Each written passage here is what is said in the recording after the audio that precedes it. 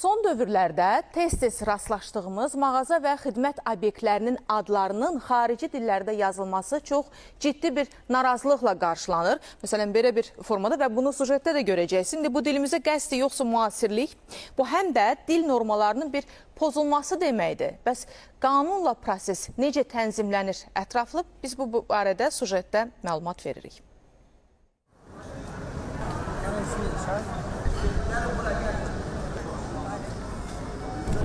Paytaxtın mərkəzi küçələrindən birindəyik. Burada olan mağazaların demək olar ki, böyük əksəriyyətində sözlərin Azərbaycan dilində olmasına baxmayaraq reklamlarda məhz ingilis əlifbası ilə yazıldığına şahid oluruq. Bəs görəsən bu müasirlikdir, yoxsa dilimizin yavaş-yavaş itib batması? Şəhər mərkəzi deyirlər ki, bura xarici ölkədə haradır, İngiltərədir, nə bilim haradır. Azərbaycan dili olmağı bilinmir. Mən kimi o qədər elə adamlar var ki, oxuya bilmirlər. Bir şəxsən mən özüm oxuya bilmirəm. Turistlər üçün yaxşı şeydir, çünki başa düşə bilirlər nə yazılıb. Sadəcə Azərbaycanlılar üçün hər iki dildə yazılsa yaxşı olar. Çünki qoca adamlarımız üçün, yaşlı adamlarımız üçün çətinliklə oxuya bilirlər, başa düşə bilirlər. Sadə insanlar, ingilis dilini bilməyən insanlar üçün bu maneçilik yarada bilər. Onlar düzgün tələffüz etməyə bilərlər və ya tamamlaya bilməzlər restoranın adını. Məsələn, arxada gördüyümüz kimi ad İngilis qrammatikasına uyğun yazılıbdır.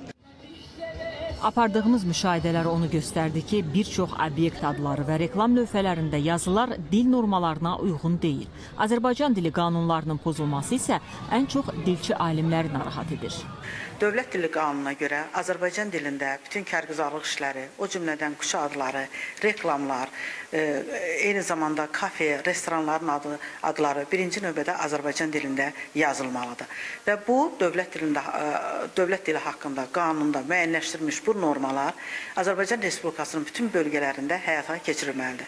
Reklamlar, eyni zamanda kafe, restoran adlarında yazışmalar verildikdə Azərbaycan dilində olan formalar birinci yazılmalıdır, ikinci isə ingilis dilində yazılmalıdır və dövlət dili haqqında qanuna uyğun olaraq Azərbaycan dilinin qorunması ölkədə respublika səviyyəsində həyata keçirilməlidir. Bəs bu cür halların qarşısının alınması üçün aidiyyatı qurumlar tərəfindən hansı tədbirlər görülür? Açıq məkandakı reklamlarda dövlət dilinin qorunması ilə bağlı agentlikdə xüsusi komissiya yaradılıb, tədbirlər planı hazırlanır və bu tədbirlər planında sahibkarların maarifləndirilməsi ilə yanaşı reklamlarda Azərbaycan dilindən istifadənin təşviqi də yer alır.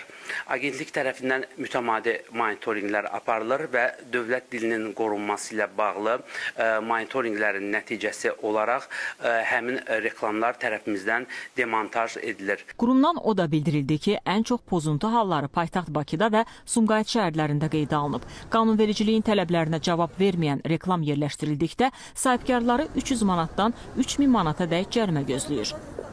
Aynur Hökmürəvan, Könül Məmmədova, Samir Hacıyev, Fəzail Kamalov, Elvin Qəhrəmanov, ASTV Xəbər.